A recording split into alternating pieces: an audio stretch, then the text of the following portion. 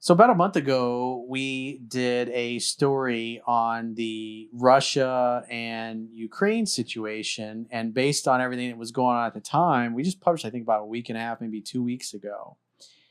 And obviously, everybody knows, you've been paying attention to the news, that Russia went and invaded. And I believed at the time, like a lot of people believe, that there wasn't going to be an invasion, and Biden and everybody else was playing this up because it was a great way to get the attention off the fact that his polls are, I think he's now somewhere around 63, 64% disapproval, which is just absolutely atrocious. And it did get everybody's attention off the fact that they're not happy with him. But the reality is Russia invaded Ukraine a few days ago, and there is an ongoing war there.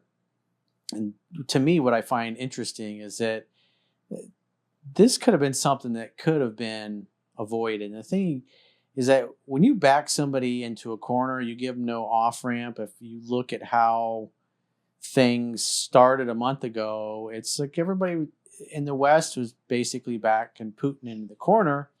And if you back a scared and angry dog into a corner, it's going to attack. And weakness invites aggression.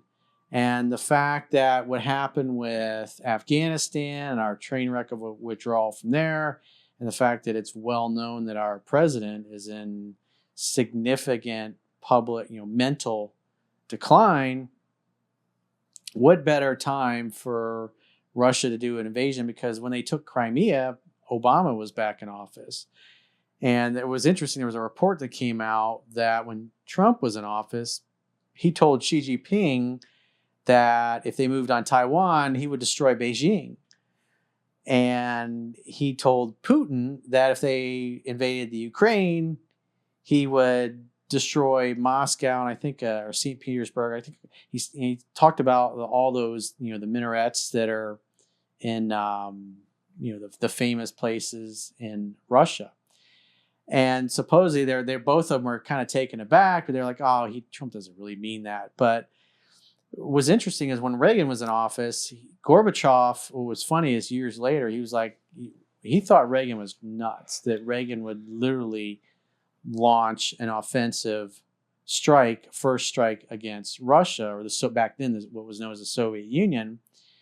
And so that when you're dealing with somebody who's a rational adversary, if they really believe that you're nuts and you'll go all in, that tends to cause them to pause. And so what's been going on these last several months, especially with Taiwan, is the Chinese military jets have been flying and violating Taiwanese space. And it's obviously going to continue because what is Joe Biden going to do? I mean, the guy's like not even lucid half the time. But so I had predicted that there was going to be no invasion, and I was totally wrong. But into my defense, one of the things that Barack Obama said, or is reported to have said, which was in the media widely reported years ago, was that never underestimate Joe Biden's ability to fuck things up. And like I said, when we first filmed and talked about it, it really seemed like he was blustering and he was looking for a negotiation. And I mean, at the end of the day, they have invaded, and as we're filming this, the attack is still ongoing. So we're going to go through some of the bullet points on things that have happened. So on the 24th of February, Russia launched their invasion of Ukraine. This is from Wikipedia's got a nice chronological order of some of the events that have happened. So they were building up at the time when we were discussing this a month ago. And you position your forces, and if you don't get what you want, obviously and what's interesting also is that a lot of people in St. Petersburg or Moscow were out in the streets, these Russian citizens. There was a lot of them. There were thousands of them in the streets, and they didn't want anything to do with the war because a lot of the Russians have family that live in Ukraine because they all used to be part of the Soviet Union back in the day.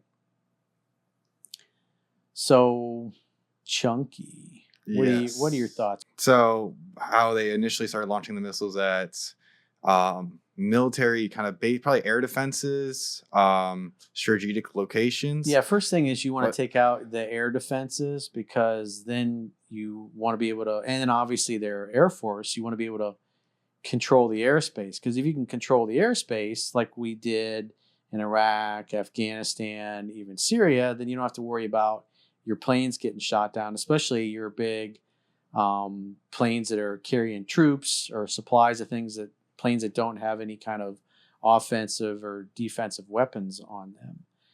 And but they were unsuccessful at taking out all of their air defenses. And so some of them were able to down some Russian planes. There's a bunch of helicopters have been shot down, some other planes. And then going back to the when the missiles first started, I've been seeing a lot of videos online of it not really hitting, it also hitting like civilian centers as well too. So I don't know if that's the accuracy of the missiles or that's more intended on purpose. Yeah, I don't their really know if missiles it's one of the two. I don't really know for sure. Well, their cruise missiles are not really, because I remember years ago, I think it was when they first started attacking different targets, maybe in Syria, I think. And they were talking about their version of the cruise missile that was launched. A lot of them just petered out and then crashed in the desert, like a significant amount of them. So it's well known that their missiles aren't as accurate as ours are. So it would make sense that some of them go off course and hit an apartment building by accident. Or, I mean, it's possible it's on purpose. Maybe they were trying to get at somebody that they knew lived in a certain building. And they don't care if they kill a bunch of civilians if it's a high enough value target for them.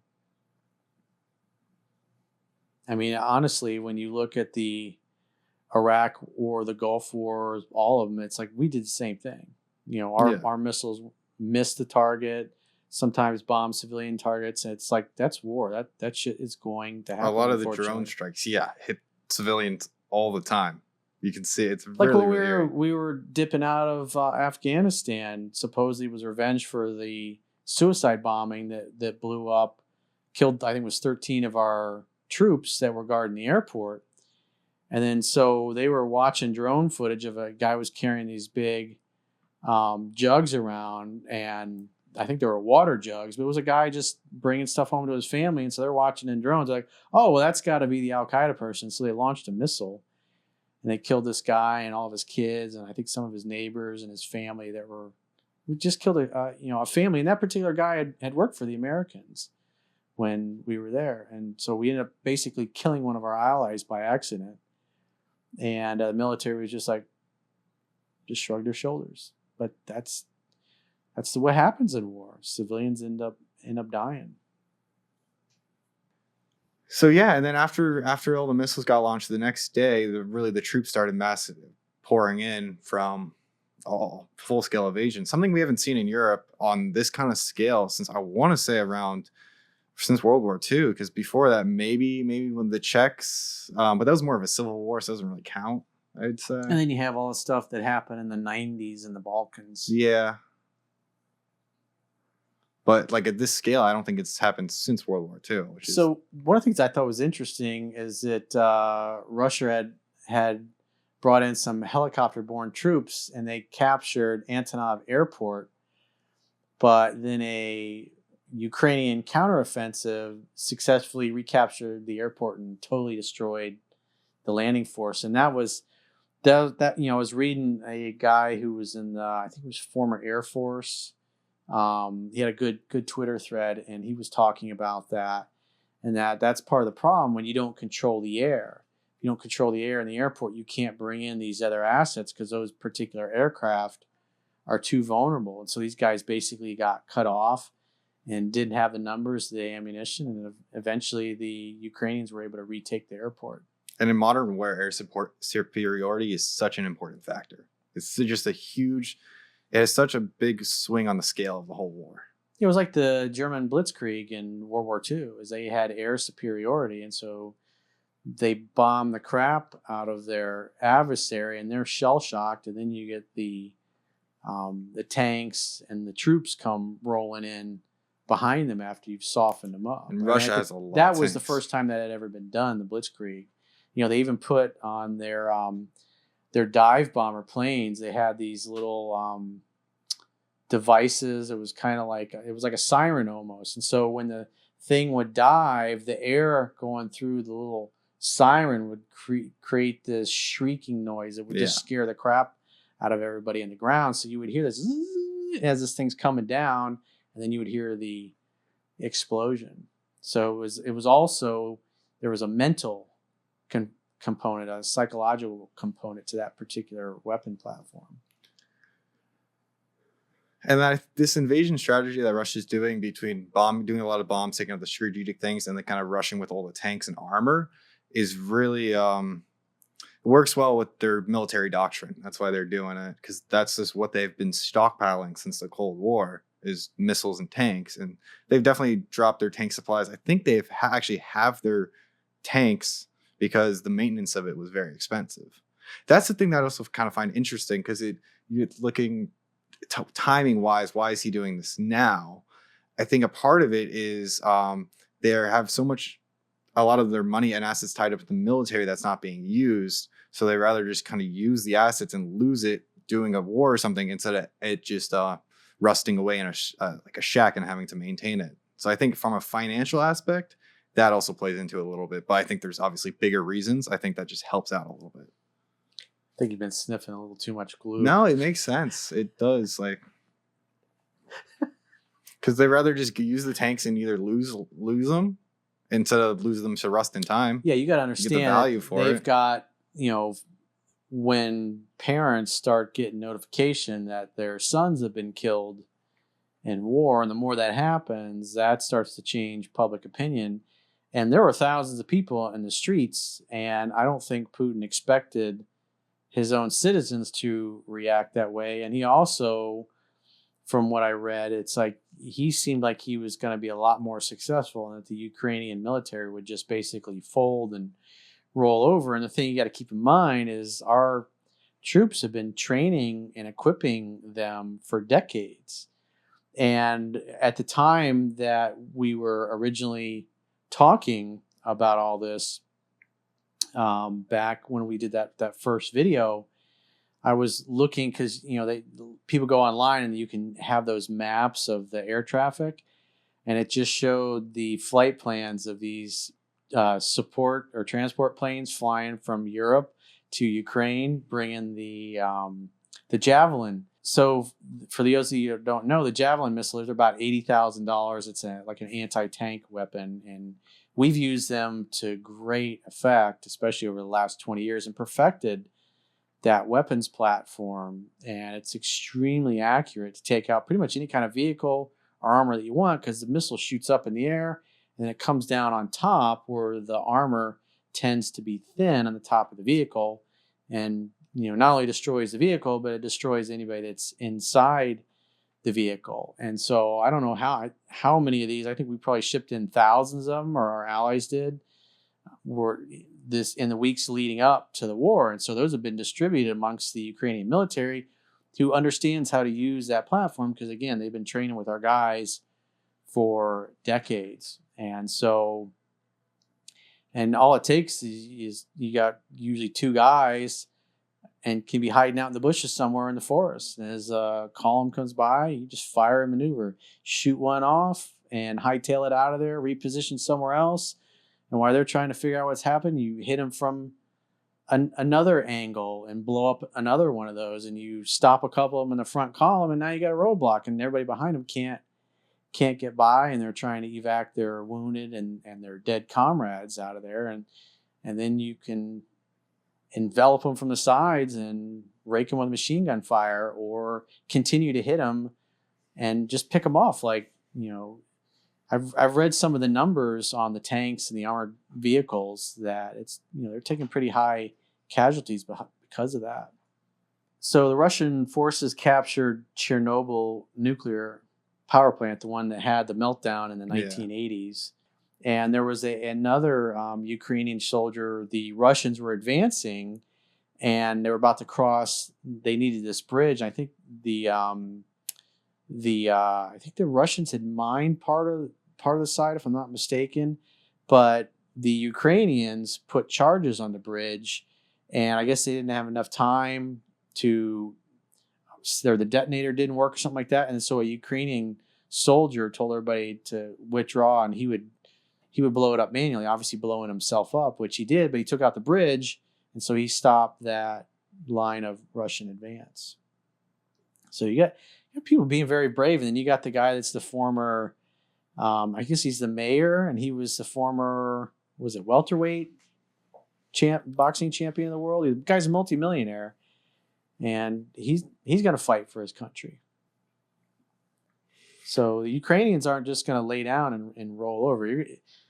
You're going to have an insurgency there. Another thing President Zelensky did is he ordered the full mobilization of the Ukrainian military for 90 days. And he also announced that all Ukrainian males age 18 to 60 were banned from leaving the country. They're all being conscripted into the military. And I was reading some accounts of a lot of Ukrainians that were fleeing to Poland. And you had Ukrainian military stopping the males from leaving and literally throwing them on a bus to take them back to conscript them. So you know what's really interesting with the timing? So there's a big thing with the whole Russian winters. This goes back to Napoleon, to World War II. Winters are actually one of the best times to invade because since it's easier to move equipment and all the tanks. Because the real problem why it's hard is in the springtime because all the mud there makes it very, very hard. So that's why I think Putin probably attacked now, because if you waited till the spring, it would have been too hard to move all that equipment through the mud. And transport would have been too tough, especially since they're so heavy on their tanks and their battle armor. So I think that plays into why it's happening around now. And that's the important part. I think if Ukraine can hold out to the spring, I think they got this. But if Russia takes over and kind of wins the thing before spring, well, they say Putin's a gambler. And, what's interesting is Hitler was also a gambler. And he believed that their military was going to be able to defeat Russia before the winter. And so that when they invaded, they didn't have any winter gear or winter clothes or any of that stuff. And they all got bogged down and obviously didn't have. And then on top of that, the Russians, as they were retreating, the civilians, they went scorched earth. So they burned everything. They, any crops they destroyed, anything that could be of any value to the Germans, they destroyed. Yeah. Any buildings they blew up or they burned down, so they were of no use. There was no shelter for them, and a lot of the Germans died just of exposure. It's amazing. They did the same thing with Napoleon too. Putin's called on the Ukrainian military to perform a coup against Zelensky and then negotiate with Russia.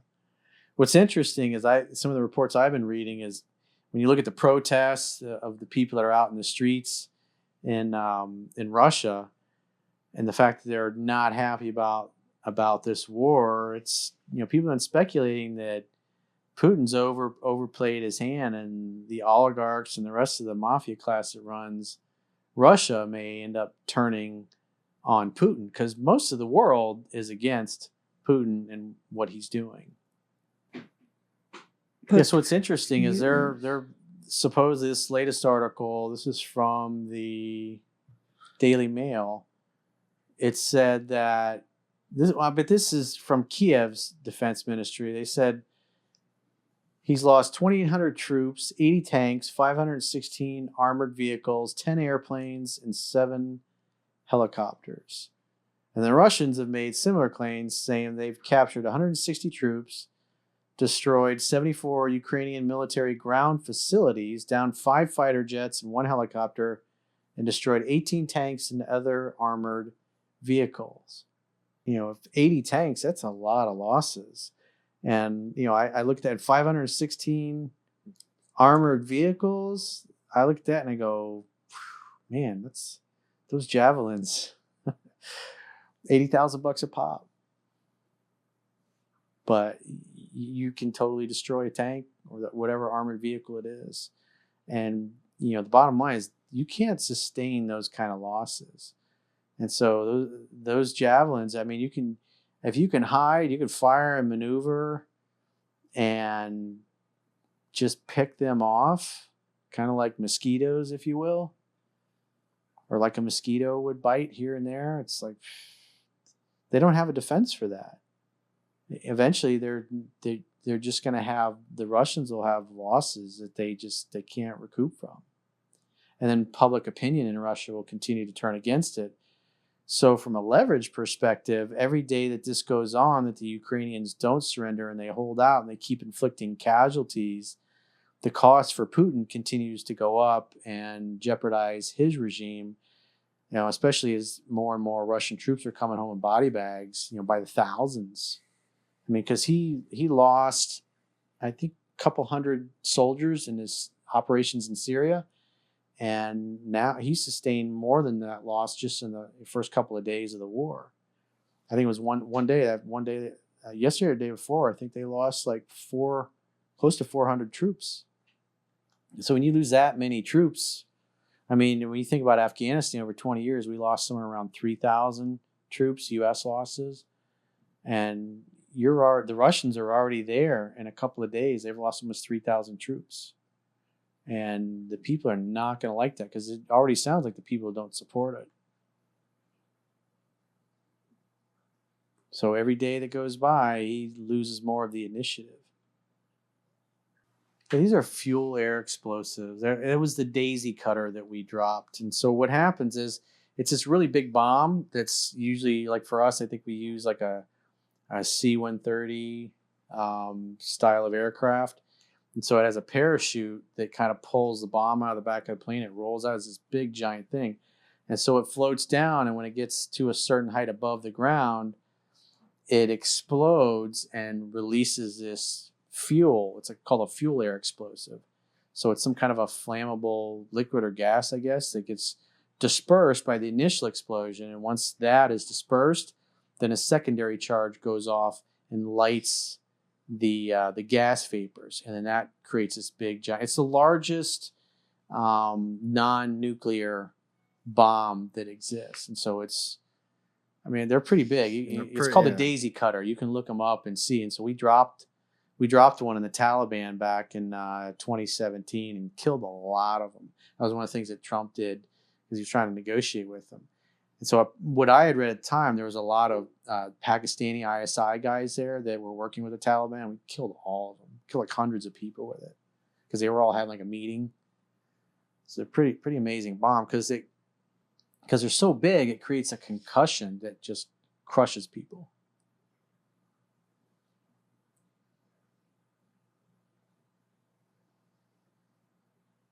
So just read the first two, or? Well, I was just kind of explaining it. Okay. Nothing else? See if you want to read. Yeah, like I said, typically it's the most powerful non-nuclear bomb that not only do we have, but they have. I think it was originally developed during Vietnam. It's pretty cool to watch them and how they work.